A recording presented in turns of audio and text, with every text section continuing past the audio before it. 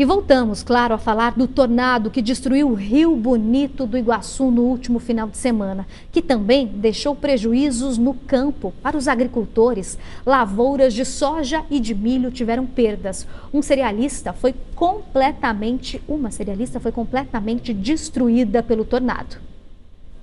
Diante dos olhos, 12 anos de trabalho transformados em escombros. Loidmar perdeu o barracão, maquinários, animais de criação e parte da lavoura. Olha, em construção e maquinário em torno de 300, 350 mil reais.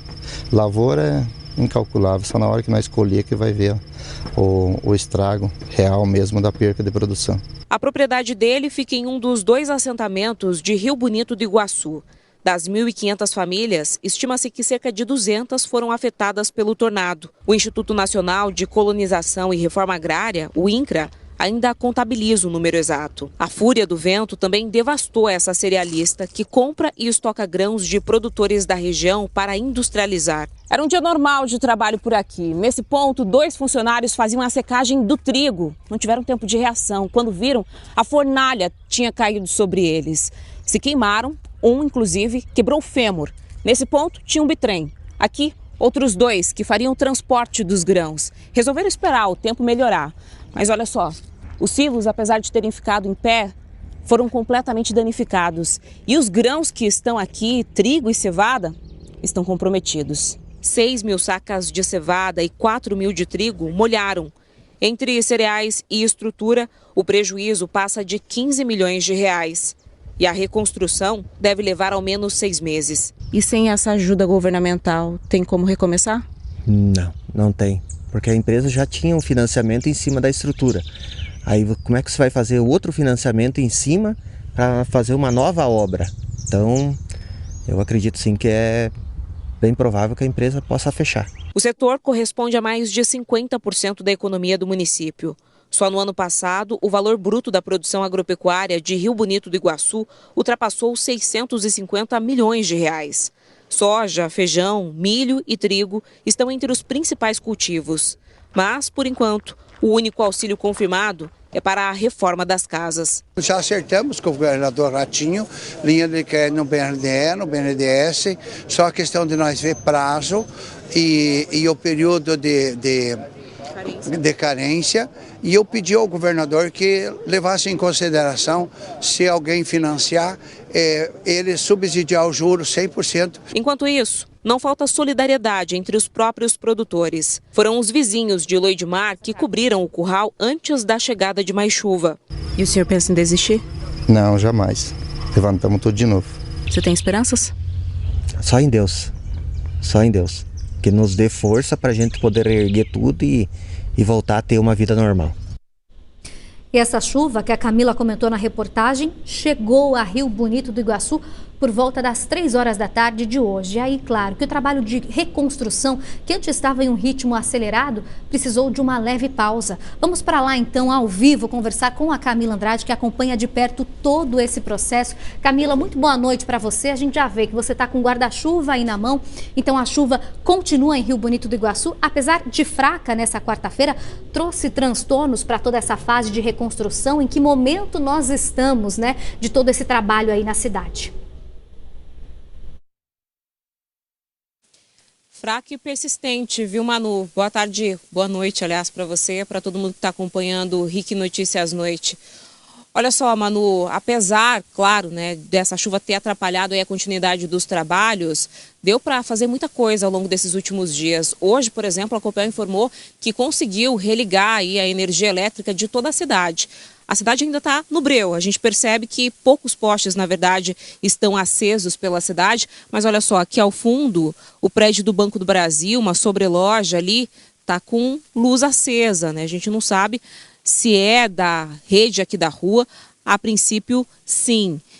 Quem falou mais sobre esse trabalho bastante importante que tem sido feito ao longo desses últimos dias para a reconstrução aqui da cidade foi o secretário das cidades, o Guto Silva, que conversou com a nossa equipe mais cedo.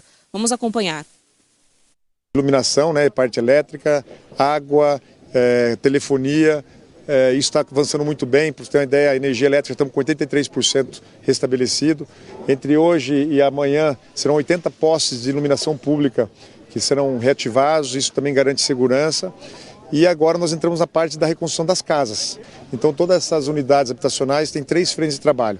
Inicialmente as doações, que ajudaram muito, a gente é muito grato às doações de material de construção que chegaram em todo o Brasil.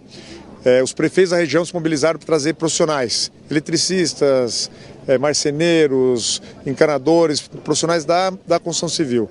E a cidade virou um canteiro de obras, graças a Deus, muita gente trabalhando para poder recuperar a parte estrutural. Muita gente trabalhando, inclusive para que a família, a pessoa afetada aí por esse tornado, tenha acesso a esses direitos todos que foi comentado aí pelo secretário. O que é preciso, Manu? Buscar esses órgãos, fazer os cadastros, né? A gente está aqui nesse centro cívico que foi montado na região central da cidade, em frente à catedral, e você percebe que tem desde a Caixa Econômica Federal até o Emprega Mais Paraná, também o Detran, uma série de serviços disponíveis à população. Esse espaço fica bastante movimentado durante o dia, mas hoje, como você comentou, a partir das 3 da tarde, quando começou a chover, as pessoas, claro, foram buscar abrigo e todo o trabalho por aqui foi praticamente paralisado. E sim, teve muito transtorno para quem está nesse trabalho de limpeza e de reconstrução. Vamos acompanhar na reportagem. A chuva começou no meio da tarde, silenciou a cidade. As ruas ficaram vazias e o trabalho parou. Não para a Eliane, que precisou limpar a sujeira trazida pela enxurrada. Como trancou a calha da rua, né? Ela hoje, com essa chuva, alagou meu muquifo. Colocou algumas lonas aqui. Os móveis que sobraram. Os móveis que sobraram. Destruiu praticamente inteiro onde que eu trabalho lá. Então, cada vez que vê uma nuvem no céu, já dá Já dá medo. O trabalho de reconstrução de Rio Bonito do Iguaçu estava em ritmo acelerado. Milhares de pessoas mobilizadas em colocar de pé o que o tornado destruiu. Aqui a situação é um pouco mais precária. Nesta casa aqui, moram 8 pessoas, moravam neste local. Eles tiveram que vir para este espaço improvisado, que foi feito depois que a tempestade passou. Todo mundo fica aqui, amontoado, no mesmo espaço da cozinha, sala, quarto, crianças, adultos. Como é que está a situação para vocês agora com a chegada dessa chuva? A situação complicou, né? Complicou pela questão que nós queríamos construir para se separar as famílias, porque é muito apertado aqui para nós, para todos nós juntos. A orientação foi suspender os serviços ao ar livre. É um tempo de espera, mas também de incerteza. A cada parada, o sonho de voltar para casa fica mais distante.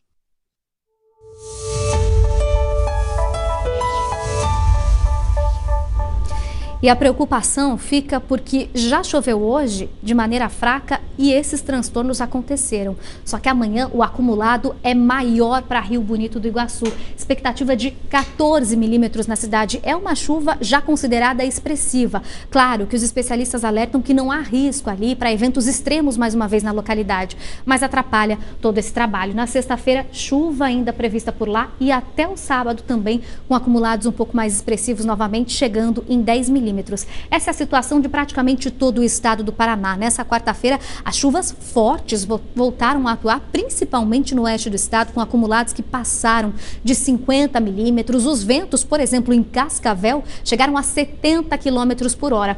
Essa é a imagem de satélite de momento. Todos esses pontos em vermelho e alaranjados mostram pontos de instabilidade fortes. E a expectativa é de uma quinta-feira mais uma vez chuvosa em todas as regiões. Apesar dos alertas, os meteorologistas avisam que não há previsão de nenhum evento extremo como tornados, como aconteceu no último final de semana. Mas são pancadas bastante relevantes e temporais isolados que podem acontecer, principalmente nas áreas mais escuras do mapa. As temperaturas máximas não se elevam tanto igual nos últimos dias. Isso acontece apenas no noroeste e no norte aqui do Paraná, com Londrina, Temperaturas chegando a 29 graus, Paranavaí e Maringá também passando dos 26, assim como Marechal Cândido Rondon, lá no oeste do estado.